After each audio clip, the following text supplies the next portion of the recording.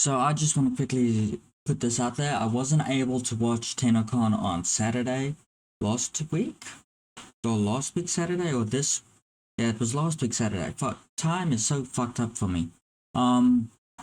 So I've heard about this and I've seen a couple of things, but I haven't seen the new gameplay for it. So we're just gonna jump straight into this, and I hopefully this is gonna be amazing because I do love Warframe.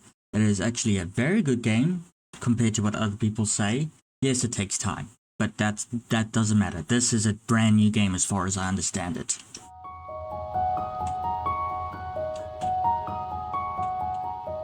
Now, during TennoCon, Soulframe was described by Steve as a cozy MMO, or cozy action RPG, not grim dark, but cozy.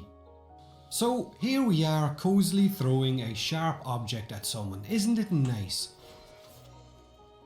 Cozily setting this guy on fire. Quick, get the marshmallows, kids! Don't forget, we can also cozily kick this guy into a chasm. You like cozy spike traps? Cozy explosions? Oh, and here we have our nice cozy pet wolf, or doggo, and his favourite chew toy. Never mind, he lost it. Then there was this thing. By sun's arse, I would cozily kick this into the chasm if I could. Give us this option. So I think it's fair to say their idea of cozy and mine are completely different. Now, the showcase for Soulframe ran for about 17 minutes and it had a lot of information. It's set on the open world island of Midrath to begin with. Soulframe, we're told, is the mirror universe to Warframe, where some elements of the game's systems and mechanics will be very familiar to us, but other elements will be brand new. It is going to be co-op, it is going to be free, and where Warframe is fast-paced sci-fi with guns, Soulframe is a slow-paced melee combat game in a fantasy setting with plenty of dodging and parrying. But it's not a Soulsborne game, right? Regardless of it having souls in the name. If anything, it's quite light in that respect. Now, in Warframe, you switch between Warframes for different abilities and whatnot, but with Soulframe, you're going to change pacts. The pacts that you make with the beasts that you find out in the open world of Midrath. These will alter your abilities, and these are what you will change between whenever you're going to enter the open world. Now, there was a Tempest one, there was a Fey one, and there was an Erangel one during the showcase, which I think is the Wolf one. And at the end of the showcase, when we saved Deer, it gives us a new pact as well. And a new sword, I think. Each pact seems to change your character's metal arm as well. Now, the game also had changeable fashion with armor, helmets, and so on. So soul fashion looks like it's going to be a thing. You can customize your skills by seeking out your ancestors and equipping them. They have stats like Blade, Archery, Athletics, and Arcanic. But there was also 3 free slots, which means there's more ancestors to find. Your character or your envoy's build will revolve around 3 core stats as well. Courage, Virtue, and Grace, which you can put skill points in and prioritize whichever one of these you want to stack up or not. So build variety definitely looks like it's going to be a thing as well. Now, during the showcase, after running around the open world for a while and fighting a few enemies and then talking to that little snotball, they jumped into a well, which was an entry point into a dungeon called Dermak Undercity, and visually it looked absolutely great. Each dungeon has a randomness to it as well, with a wandering soul or a group of wandering souls walking around them, which you can interact with to gain a fort ability. We've seen them doing this and gaining a flaming sword to set enemies cozily on fire. So the wandering soul mechanic is very, very nice. Cozily on fire. However, I will say this, there was a lot of communication static, similar to Warframe, as in your ancestor Orlick seemed to speak way too much, kind of like Ordis or Lotus in Warframe. Hopefully maybe that gets toned down a little bit, or only happens when you first enter a specific dungeon location for the first time. I don't mind the talking, as long as it's different dialogue. Like, have about 6 different dialogue, and then change that like every time, like have it be random. But yes, if you play it for about 200, maybe 300 hours, yes, it will get repetitive. So maybe sometimes don't play the audio, you know, just so it's fresh. For lore's or add sake, more options the later dungeons on. had plenty of chests, but again, food, that's lots plenty of work. of environmental objects to drop on the heads of enemies, but enemy density seemed a little bit on the low side. There was also puzzles to complete in order to open the next pathway towards the boss fight with Lady Diora at the end, which I will get to in a minute.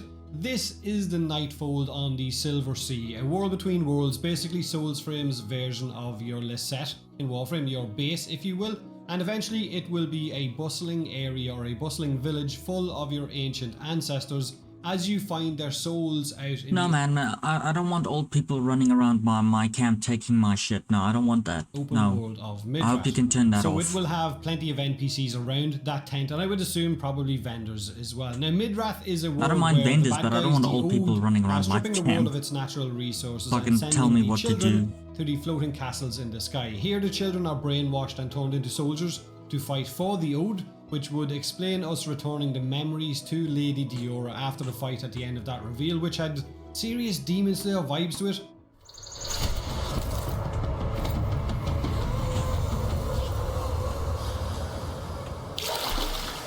Oh, fuck.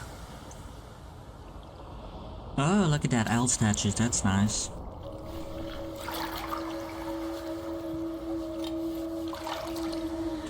Those statues are very creepy.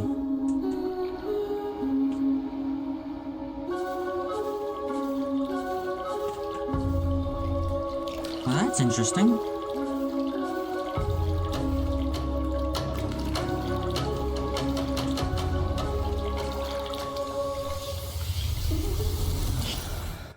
The people that make any game related to a Warframe, or just Warframe in general, their music choice and design is so good. I love their music, man. It's, oh my god. It's so good. I know this. The song. What evil grasp have I? Reminding them of who they were before they were mind controlled. So Lady Diora was a child who was friends with the little deer, as we've seen in the cutscene, which I think then turns out to be the stag at the end that she's trying to capture and send up to the Ode in the castle in the sky. But after you defeat her, she remembers who she was, and then the tormented stag gives you the reward of his pact at the end when you free him as well, which gives you the new arm and the new sword as well. Now overall, the art style and the environmental settings in Soulframe during the showcase looked absolutely great. The audio was on point, the music was great. The combat did look like it still lacked a bit of weight behind some of the attacks, and especially when you were getting hit as well, there wasn't much of a registration of you getting hit. There was a splatter of blood and that's about it. And the character's movement seemed a little bit stiff or sudden at times, but it was a prototype being shown off at TennoCon, and the game is still being heavily worked on, so I'm sure they still have a lot of fine-tuning to do, and the difference between... So we're not getting the game until next year, maybe midway through the year after. Maybe early at 2025. Now, with this showcase and how it was shown off a year ago is huge, night and day difference. There is no release date set for Soulframe yet, or any kind of founders, packs ideas, or beta details, or closed beta. So I would assume that they're probably going to go media dark again, like they did after last year's TennoCon. They showed That's fine, as long as they're showing us what the game could be like. So maybe we won't see or hear anything about Soulframe until TennoCon again next year, when they're ready for another reveal or another showcase, or maybe it'll be sooner, we don't entirely know. So with more dev time, it definitely has the potential to be a really good game. More for us to jump into. More free-to-play games similar to Warframe are always going to be welcome. More options to jump in between different ones. So if you get bored on one, you can jump into the other and vice versa. I do feel like our Tenno combat in Warframe will definitely benefit from Soulframe as they continue to tweak it and change it, which is definitely a good thing.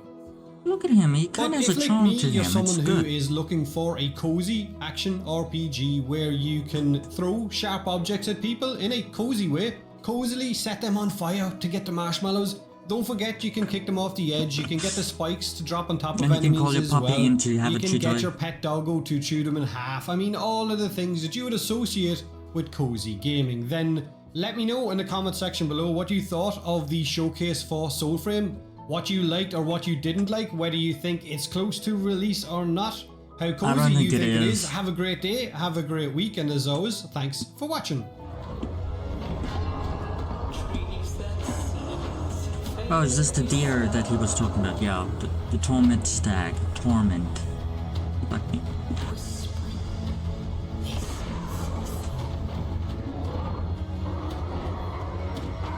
Why does it have a spear through it?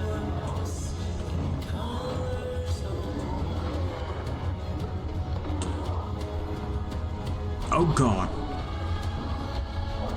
You better have iframes for that.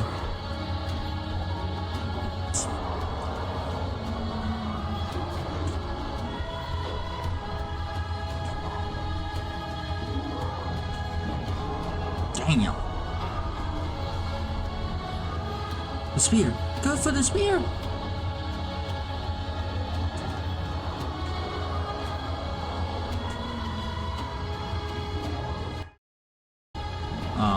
Oh. I was like very confused for a second. Well, this was actually a very good video. I love how his remark on the game being cozy and shit, I loved it.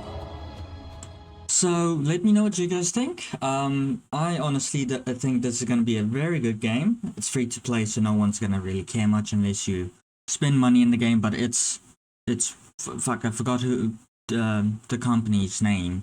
But they've done well with Warframe. They've been doing well with everything else. It's honestly, this is looking to be a really good game, and I love my Souls-like gameplay. It is very frustrating, but it's very good as well. I've played the shit out of Neo 2. I've played Elden Ring. I've played, I want to say it was Dark Souls. Fuck, I can't remember.